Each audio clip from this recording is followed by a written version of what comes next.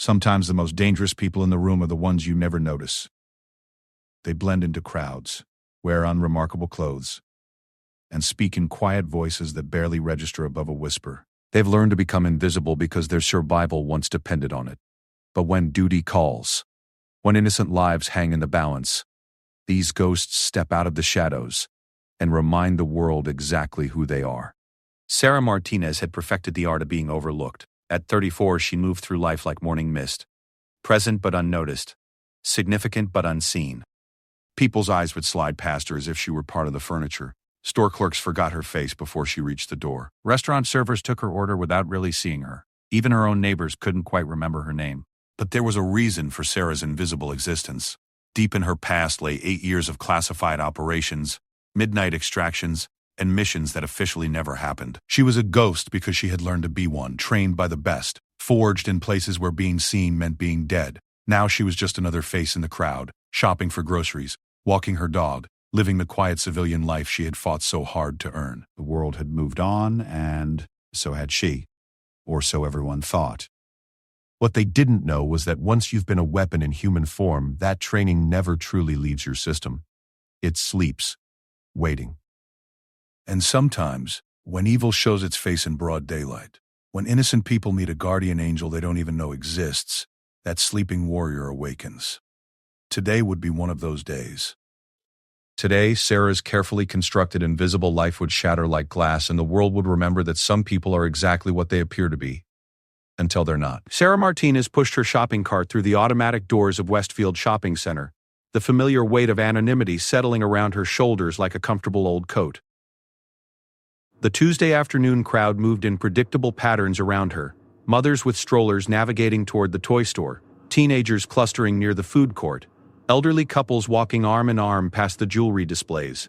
She had studied these patterns for months, not out of habit from her old life, but because understanding people's movements helped her avoid unnecessary interactions. The electronics store called to her first. She needed a new phone charger, something simple and unremarkable. As she approached the counter, the young clerk's eyes swept past her twice before finally acknowledging her presence. "Can I help you?" he asked, already looking toward the next customer. "Phone charger for an iPhone," Sarah said quietly, her voice carrying just enough volume to be heard but not remembered. Aisle 3, halfway down. The clerk's attention had already shifted to a man in an expensive suit who had walked up behind her. Sarah nodded and moved away, invisible again. This was her life now, and she had made peace with it. After 8 years in military intelligence, after operations in places that didn't exist on any map, after becoming someone whose very existence was classified, being nobody felt like freedom. She found her charger and was heading toward the checkout when she noticed them 3 men in dark clothing moving with purpose through the crowd. Their movements were wrong, too coordinated, too focused. While everyone else wandered aimlessly from store to store, these 3 moved like they had a specific destination in mind. Sarah's training kicked in automatically, analyzing their positions, their body language, the slight bulges under their jackets. Her heart rate increased slightly, but her face remained perfectly neutral. She continued walking toward the checkout, but her peripheral vision tracked the men as they split up, taking positions near the main entrances. At the checkout counter, she paid for her charger with exact change, keeping her transaction brief and unmemorable. The cashier barely looked at her, focusing instead on scanning items and counting money. As Sarah waited for her receipt, she watched the 3 men through the store's security mirrors. They were checking their watches, communicating with subtle hand signals that most people would miss entirely. Something was about to happen. Sarah left the electronics store and began a casual walk through the mall, her route appearing random but actually designed to give her better visibility of the situation. She passed a young mother struggling with 2 toddlers outside the toy store, an elderly man reading a newspaper on a bench, a group of college students sharing nachos at the food court, normal people living normal lives, completely unaware that predators were moving among them. She paused at a kiosk selling phone accessories, pretending to examine cases while actually watching the reflection in the glass display. The 3 men had positioned themselves strategically, one near the main entrance, one by the department store, and one close to the food court. Classic containment formation. Whatever they were planning, they wanted to control who could get in or out. A 4th man appeared, this one different from the others. Older, more commanding, with the kind of presence that made people step aside without realizing why. He walked straight to the jewelry store in the center of the mall, the most expensive shop in the complex. The pieces clicked together in Sarah's mind, like a well-oiled machine. Armed robbery, probably with hostages. Every instinct screamed at her to call security to warn people to do something. But Sarah Martinez was nobody now. She was a woman who bought phone chargers and walked dogs and lived in a small apartment where no one bothered to learn her name. She wasn't supposed to notice dangerous men or recognize tactical formations, or care about strangers who were about to become victims. She bought a phone case she didn't need and continued her slow circuit of the mall. The mother with toddlers was now sitting on a bench trying to convince her children to share a cookie. The elderly man had fallen asleep over his newspaper. The college students were debating whether to see a movie after their meal. Life continued in blissful ignorance while something terrible prepared to unfold. The fourth man had entered the jewelry store. Through the window, Sarah could see him talking to the clerk, gesturing toward rings in the display case. He looked like a legitimate customer, someone shopping for an engagement ring or anniversary gift. But Sarah noticed things others missed, the way he kept checking his watch, how his eyes cataloged the store's security cameras, the fact that he positioned himself so he could see both the back room and the entrance. Sarah found herself walking closer to the jewelry store, drawn by an instinct she couldn't quite suppress. She stopped at a nearby coffee cart, ordering a drink she didn't want from a barista who looked right through her. From this position, she had a clear view of the jewelry store and could monitor the positions of the three other men. The plan was becoming obvious. At a predetermined time, probably when the store was at its busiest, the three men would move to secure the exits, while their leader inside initiated the robbery. The jewelry store would become a fortress with civilian hostages, and by the time security or police responded, the criminals would have control of the situation. Sarah sipped her coffee and watched a disaster prepare to unfold. She could walk away. She could leave the mall, drive home to her quiet apartment, and read about it in tomorrow's newspaper. She could maintain her invisible life and let someone else handle the crisis. But as she watched, a group of high school students entered the jewelry store, laughing and pointing at rings, probably shopping for prom jewelry or graduation gifts. They were young, innocent, completely unaware that they were walking into danger. The young mother from earlier had also wandered closer, her toddlers attracted by the sparkling displays in the window. Sarah's hands began to shake slightly, not from fear but from the familiar surge of adrenaline that came before action. She tried to suppress it, to remind herself that she was nobody now, that this wasn't her fight. But the training ran deeper than conscious thought, and the part of her that had once been called Iron Wolf was stirring to life. She pulled out her phone and dialed 911, keeping her voice low and unremarkable.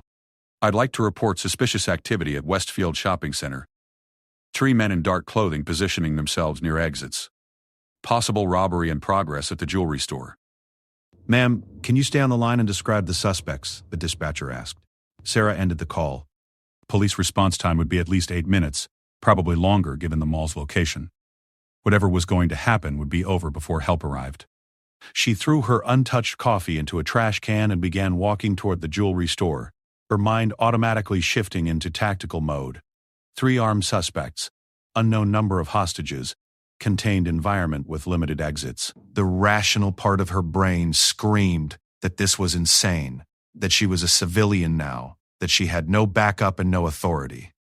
But Sarah Martinez hadn't been rational for a very long time.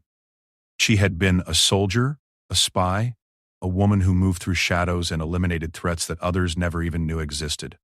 She had saved lives in places where saving lives was impossible, completed missions that were officially denied, and earned a nickname that struck fear into the hearts of enemies who never saw her coming. The 3 men were still in position, but they were getting restless. One of them kept checking his phone. Another was scanning the crowd with increasing intensity. The operation was about to begin. Sarah was 20 feet from the jewelry store when everything went wrong. The man inside suddenly grabbed the young female clerk, pulling her behind the counter as his other hand reached inside his jacket. The high school students froze in confusion, not yet understanding the danger they were in. Outside the store, the 3 men began moving toward their positions, no longer bothering to look casual. Sarah had perhaps 30 seconds before the situation became a full-scale hostage crisis. 30 seconds to decide whether she remained Sarah Martinez, the invisible woman who bought phone chargers and minded her own business, or became someone she had tried very hard to leave behind. The man in the jewelry store produced a gun, pointing it at the terrified clerk, while shouting orders that Sarah couldn't quite hear through the glass. The high school students screamed and dropped to the floor. The young mother outside grabbed her children and tried to run, but one of the men in dark clothing was already moving to block her path. Sarah's hand moved automatically to her purse where she kept the Glock 26 she told herself she carried only out of paranoid habit. Her fingers found the familiar grip, and suddenly she wasn't Sarah Martinez anymore. She was someone else entirely, someone whose very existence was a weapon pointed at anyone who threatened innocent people. The transformation was instantaneous and complete. Her posture changed, her breathing shifted, her eyes began cataloging angles of attack and potential cover. The invisible woman dissolved like morning mist, revealing something far more dangerous underneath. She was 20 feet from armed criminals who had no idea they were about to face someone who had once been described in classified files as the most effective lone operative in contemporary military history. Someone who had earned her nickname by being absolutely unstoppable once she decided to act. The man blocking the young mother's escape route never saw her coming. Sarah moved like liquid shadow, crossing the distance in seconds. Her approach was silent, invisible, perfect. By the time the man sensed something behind him, Sarah's arm was already around his throat, applying pressure to the carotid artery with surgical precision. He struggled for 3 seconds before his body went limp. Sarah caught him as he fell, lowering him to the ground behind a decorative planter where his unconscious form wouldn't be immediately visible. She relieved him of his weapon, a Sig Sauer 9mm with a full magazine, and checked his pockets for additional ammunition or communications equipment. The young mother stared at Sarah in shock, her children clinging to her legs. "Take them to the far exit," Sarah whispered, her voice carrying an authority that brooked no argument. "Don't run, just walk quickly. Call 911 when you're safe." The mother nodded and hurried away, understanding without being told that she had just been saved by someone extraordinary. Sarah moved to the next target, the man positioned near the department store entrance. This one was more alert, his head constantly turning as he scanned for potential threats. Sarah would need a different approach. She walked straight toward him, her posture once again becoming that of an unremarkable woman going about her business. To any casual observer, she looked like someone heading to the department store for mundane shopping. The man's eyes swept over her and dismissed her as irrelevant. It was the last mistake he would make while conscious. When Sarah was within arm's reach, she stumbled slightly, as if catching her toe on something. The man instinctively reached out to steady her, and in that moment of human kindness, Sarah struck. Her elbow connected with his solar plexus, driving the air from his lungs. As he bent forward, gasping, her knee came up to meet his descending chin. He collapsed instantly. 2 down, 2 to go. Sarah could hear shouting from the jewelry store now, the sound of someone barking orders and demanding compliance. Time was running out. Soon the man inside would realize his backup wasn't responding to their communications, and the situation would escalate rapidly. The third man was positioned near the main entrance, the most difficult target because of his visibility. Sarah couldn't approach him directly without being seen by dozens of witnesses. She needed a distraction, something that would draw his attention away from the crowd. She found what she needed in the mall's fire safety system. A quick pull of the emergency alarm in a nearby alcove sent sirens wailing throughout the complex. The man at the entrance immediately turned toward the sound, confused and annoyed by the unexpected complication. Sarah used his moment of distraction to close the distance, moving through the scattering crowd like a ghost. When she was directly behind him, she spoke quietly into his ear. "Don't move. Don't speak. If you reach for that weapon, you'll be unconscious before you clear leather." The man tensed, his hand twitching toward his concealed gun. Sarah's hand moved faster, gripping his wrist with enough pressure to make him gasp in pain. "I said don't move. Your friends are already down. You're going to walk with me to security and explain to them why you're carrying an illegal weapon in a shopping mall. Or you can join your buddies in Dreamland. Your choice." The man was trained, but he wasn't stupid. Something in Sarah's voice told him that resistance would be futile and painful. He allowed her to guide him toward the mall's security office, his weapon discreetly removed and secured before anyone could notice the exchange. 3 down, 1 to go.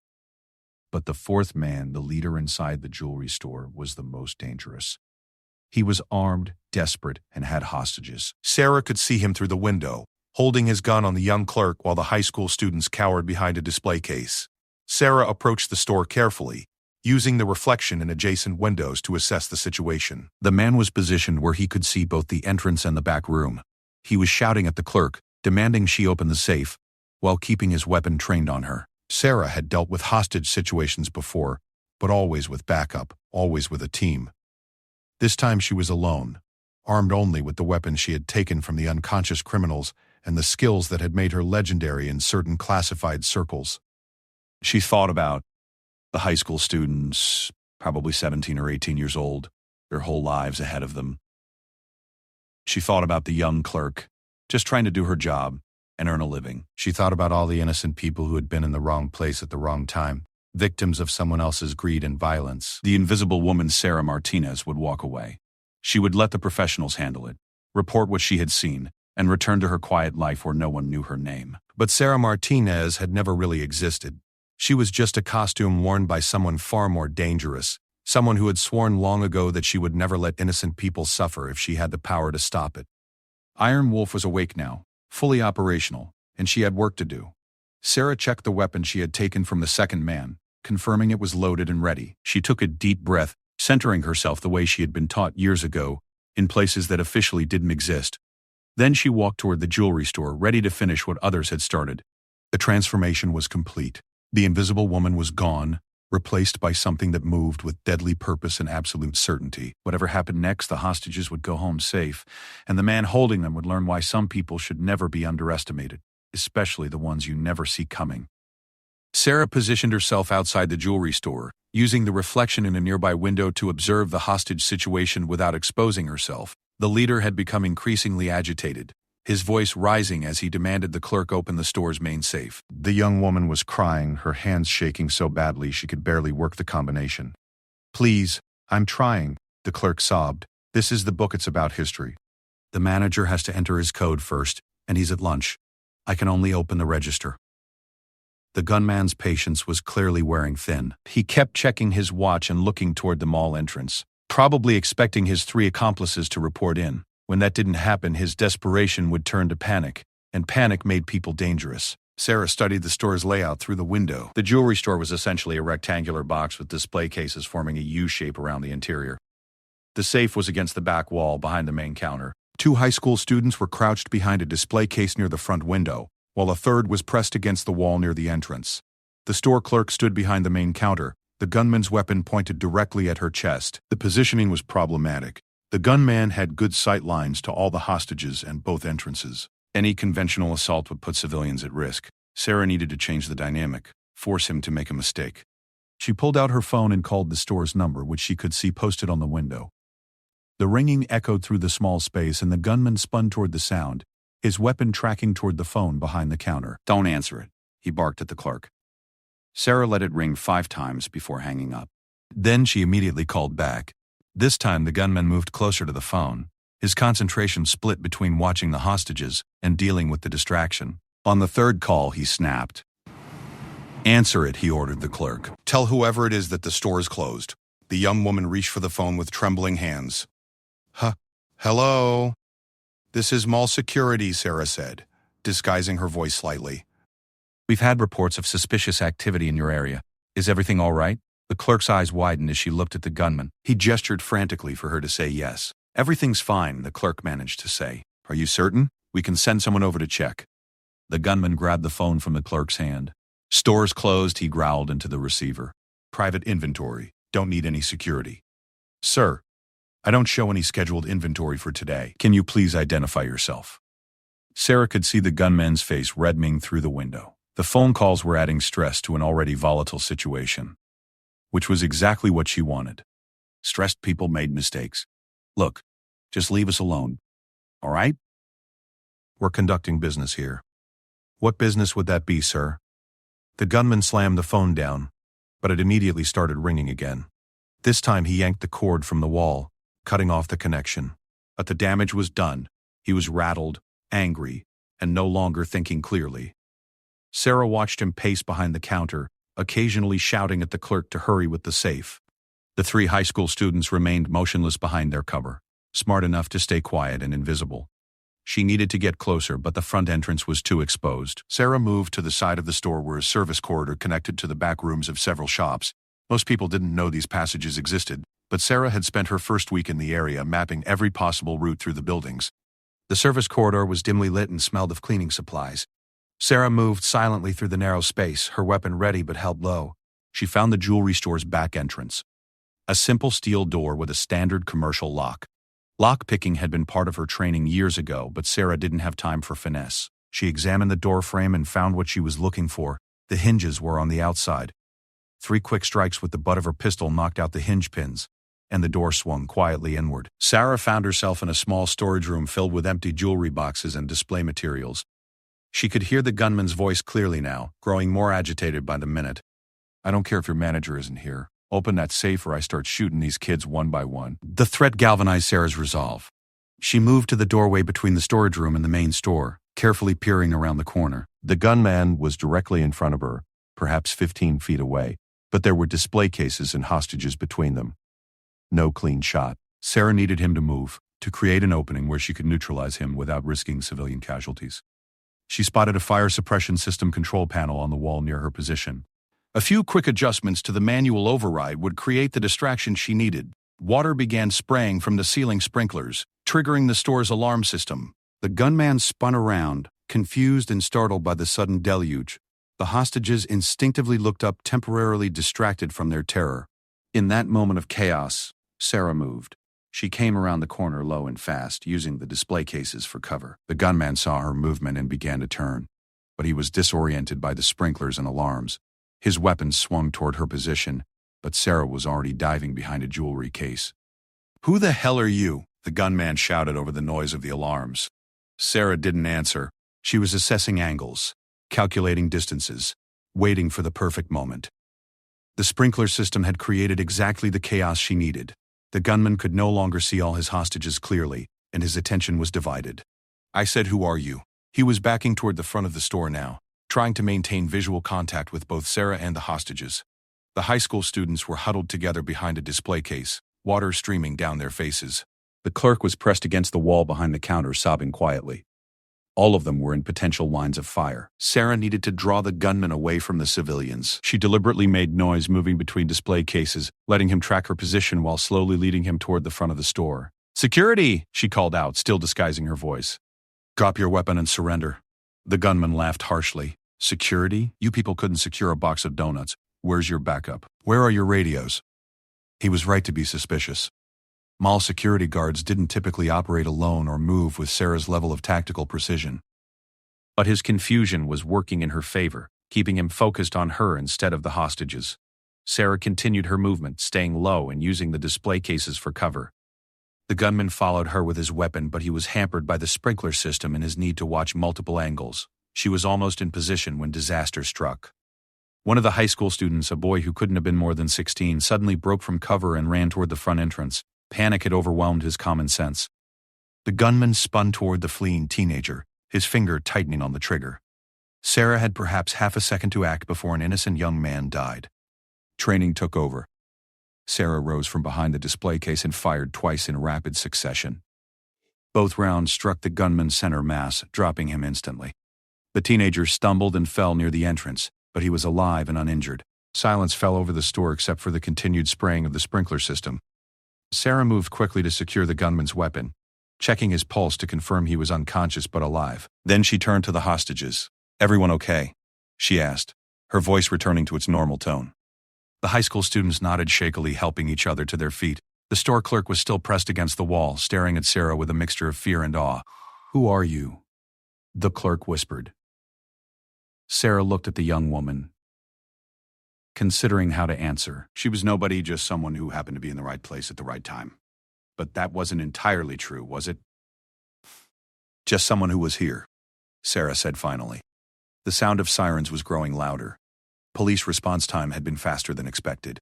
Sarah needed to leave before they arrived with their questions and paperwork and investigations that would shine unwanted light on her carefully constructed invisible life. She moved toward the back exit, then stopped. The teenager who had run was sitting on the floor near the entrance, his whole body shaking with delayed shock.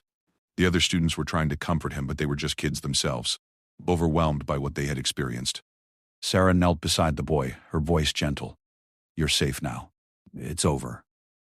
"I almost got everyone killed," he sobbed.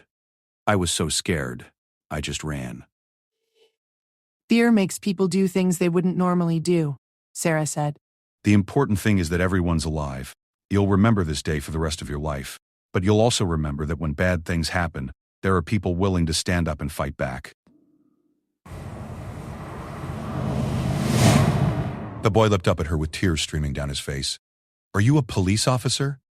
Sarah smiled sadly. Not exactly, but I used to be someone who helped people when they needed it most.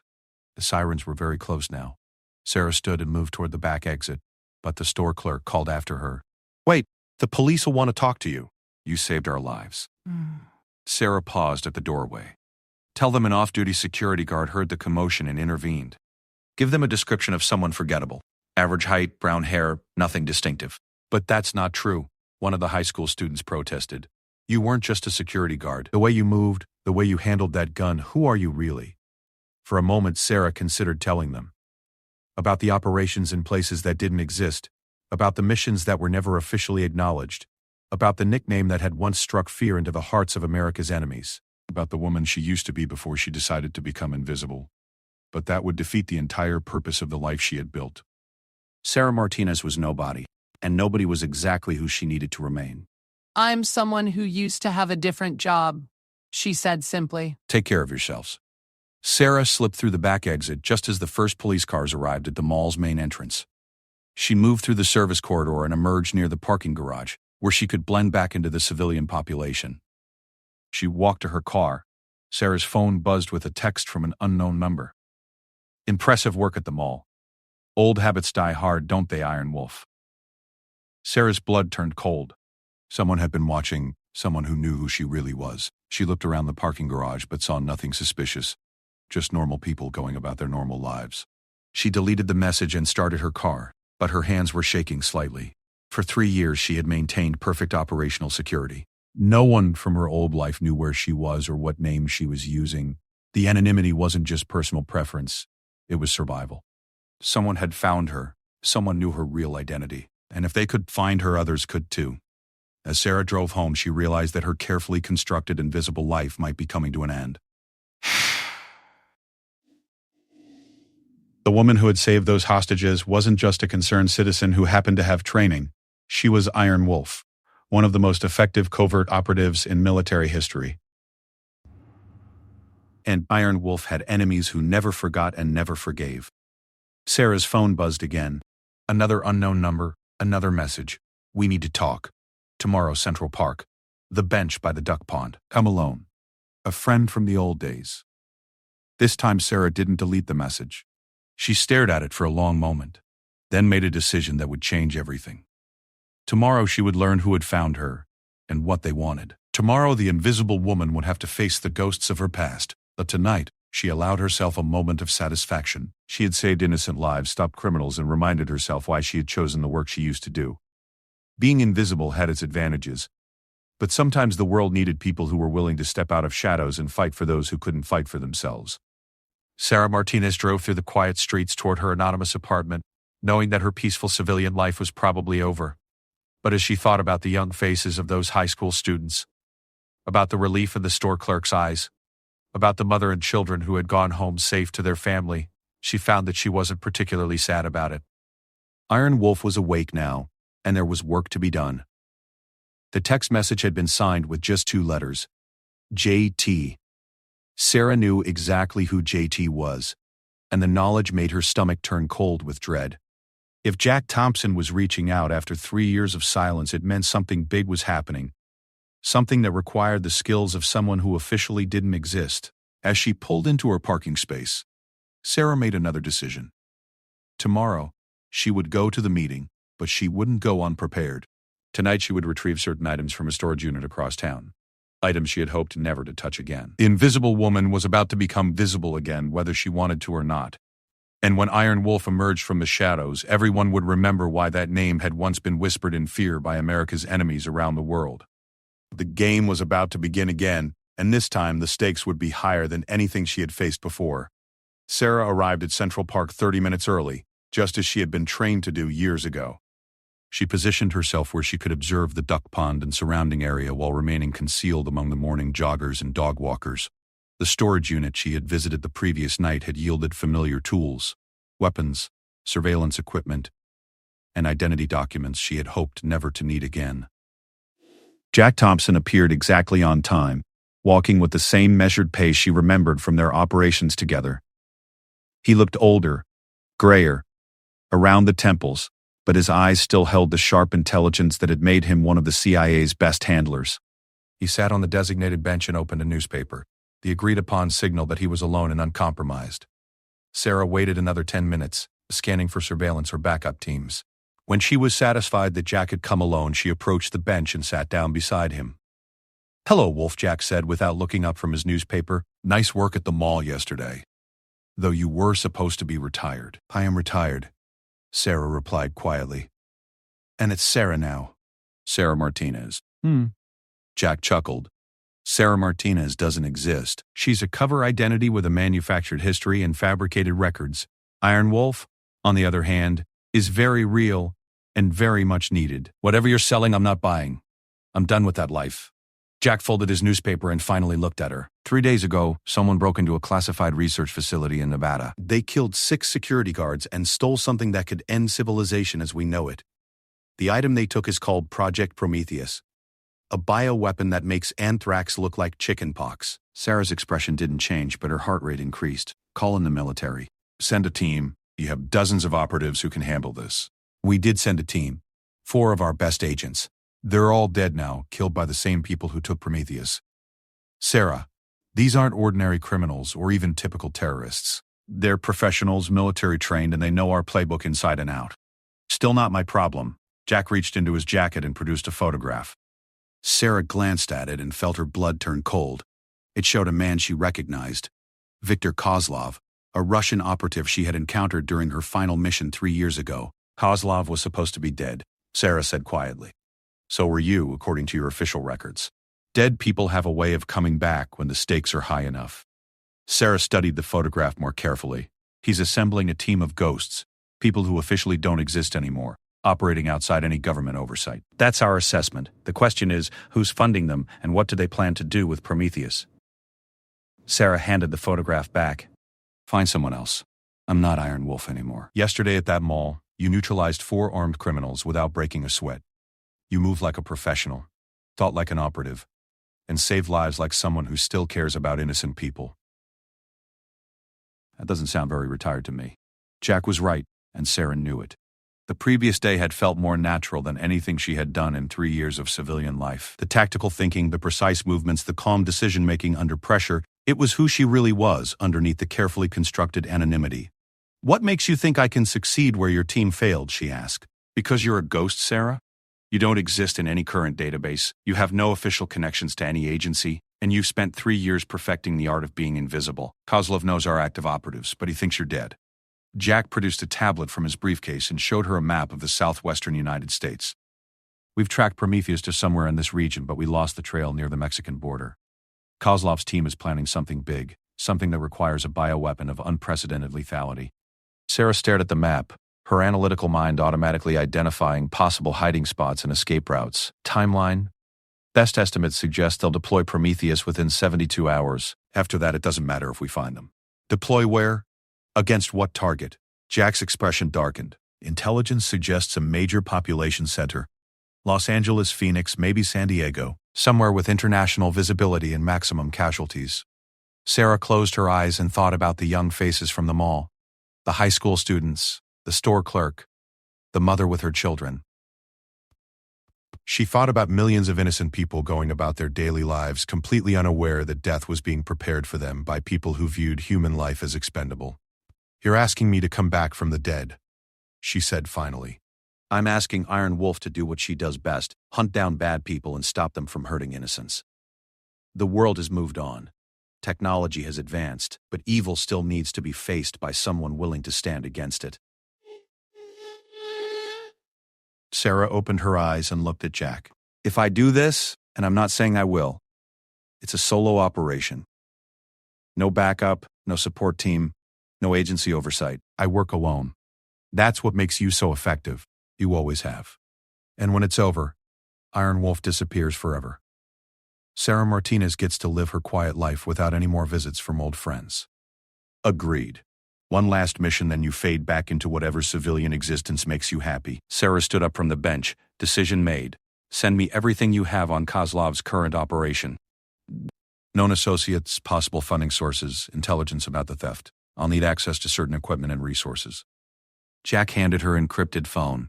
Everything's already loaded on there. There's also a credit line established under one of your old cover identities and access to a safe house in Phoenix. You were pretty confident I'd say yes. I know you, Wolf. You might want to be invisible, but you can't stand by and watch innocent people die. It's not who you are.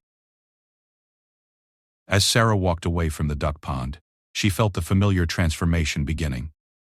The invisible woman was fading away, replaced by someone far more dangerous and infinitely more capable. Iron Wolf was returning from the dead, and she had work to do. The encrypted phone buzzed with incoming intelligence files as Sarah made her way back to her car. She scanned the information while walking, her mind already shifting into operational mode. Kozlov had assembled an impressive team. Former Spetsnaz operators, ex-SAS commandos, and at least one individual Sarah recognized as a former colleague who had gone rogue years earlier. Marcus Chen had been one of the CIA's best wet work specialists before he disappeared during a mission in Southeast Asia.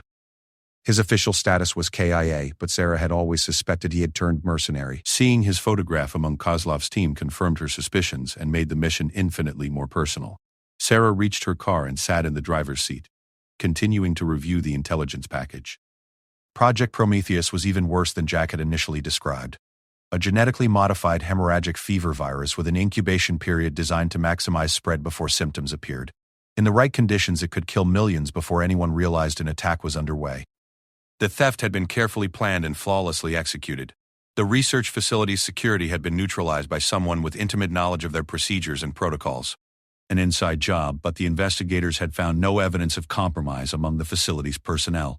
Sarah studied the timeline of events and noticed something the other analysts had missed.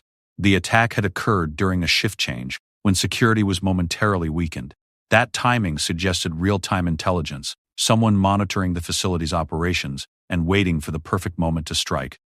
She made her first operational decision. She wouldn't be going to the safe house in Phoenix. If Marcus Chen was involved, he would know about CIA protocols and safe house locations.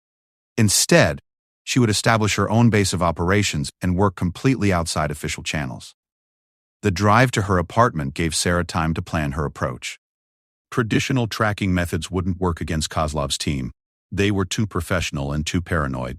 She needed to think like them, anticipate their next moves, and position herself where they would least expect opposition. Prometheus was stolen for a reason, which meant Kozlov had a buyer or a target already selected. The bioweapons characteristics suggested it was designed for maximum psychological impact rather than strategic military use. Terrorists wanted body counts and media attention, not tactical advantages. Sarah's phone rang as she pulled into her parking space. The caller ID showed only a number, but she recognized the encryption pattern from her days in the field. Iron Wolf. You always did answer phones like you were going to war. A familiar voice said. Hello, Sarah. It's been too long. Marcus Chen's voice sent ice through Sarah's veins. She had been dreading this moment since seeing his photograph in the intelligence files. Marcus, I heard you were dead. Reports of my death were greatly exaggerated, as they say. I heard you retired to civilian life. Ball security, is it? Quite a step down from your previous work. How did you... I make it my business to know where old friends end up. Your little performance yesterday was quite impressive. 4 armed criminals taken down by a mysterious woman who disappeared before the police arrived. Very professional work. Sarah realized she was being baited, but she couldn't resist asking, "What do you want, Marcus? I want you to walk away. Go back to your invisible life and pretend this conversation never happened." Victor's operation is bigger than anything you've handled before, and you don't have government backing this time. You know I can't do that. Marcus sighed audibly. I was afraid you'd say that. Victor thought you might be a problem when news of the mall incident reached us. He wanted to eliminate you preemptively, but I convinced him you weren't a threat anymore. Sounds like you were wrong. Yes, I was. Which means I now have to clean up my mistake. Sarah, you have 12 hours to disappear. After that, I come looking for you, and we both know how that will end. The line went dead. Sarah sat in her car for a long moment, processing the implications of the call.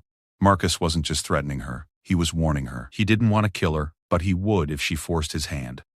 That reluctance was a weakness she could exploit. Sarah gathered her equipment and headed for her apartment, where she would spend the next few hours planning the most dangerous mission of her career. She was one person against a team of professionals, armed with superior firepower and unlimited resources. The rational thing to do would be to walk away and let someone else handle the problem. But Iron Wolf had never been rational. She had been effective. Sarah's apartment looked ordinary from the outside, just another unit in a complex full of people living quiet, unremarkable lives. But the interior told a different story. Hidden compartments revealed an arsenal of weapons, surveillance equipment, and communication gear. False walls concealed maps of major cities, photographs of known terrorists, and detailed intelligence files on international criminal organizations. This was a war room belonging to someone who had never really retired, just gone dormant. Sarah spread the intelligence files across her dining table and began connecting dots. Kozlov's funding had to be coming from somewhere, and bioweapons required specialized handling and storage equipment. That narrowed down the possible locations where Prometheus could be held. She cross-referenced known associates with property records, financial transactions, and recent equipment purchases. A pattern began to emerge.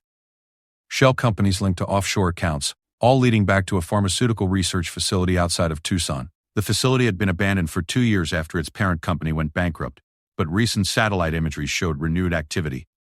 Vehicles, temporary structures, and what appeared to be enhanced security measures. Sarah made her second operational decision. She would conduct reconnaissance of the Tucson facility immediately.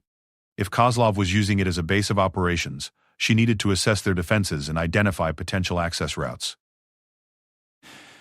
As she prepared for the mission, Sarah allowed herself one last moment as the Invisible Woman. She looked around her anonymous apartment, thinking about the quiet life she was leaving behind. 3 years of peace, of blending in, of being nobody. But nobody couldn't stop Kozlov. Nobody couldn't save millions of innocent lives from a bioweapon attack. Nobody couldn't face down Marcus Chen and his team of professional killers. Iron Wolf could do all of those things. Sarah secured her apartment and headed for the storage unit where she kept her operational vehicle, a modified SUV with armored panels, advanced communication equipment, and hidden weapon storage. As she drove toward Arizona, she felt the last traces of Sarah Martinez fading away, and Victor Kozlov would learn that some ghosts were far more dangerous than the living. The encrypted phone buzzed with an update for Jack. Intelligence suggested Kozlov planned to deploy Prometheus within 36 hours, not 72. Time was running out faster than anyone had anticipated. Sarah pressed harder on the accelerator and began her final transformation from Invisible Woman to lethal weapon. Somewhere ahead of her, Marcus Chen and his team were preparing for what they thought would be their greatest success. They were about to discover that Iron Wolf was still very much alive, and she was coming for them. The desert highway stretched endlessly ahead as Sarah Martinez drove toward her destiny, leaving behind the quiet life she had built and embracing the dangerous woman she had always been underneath. Iron Wolf was going hunting, and her prey had no idea how much trouble they were in.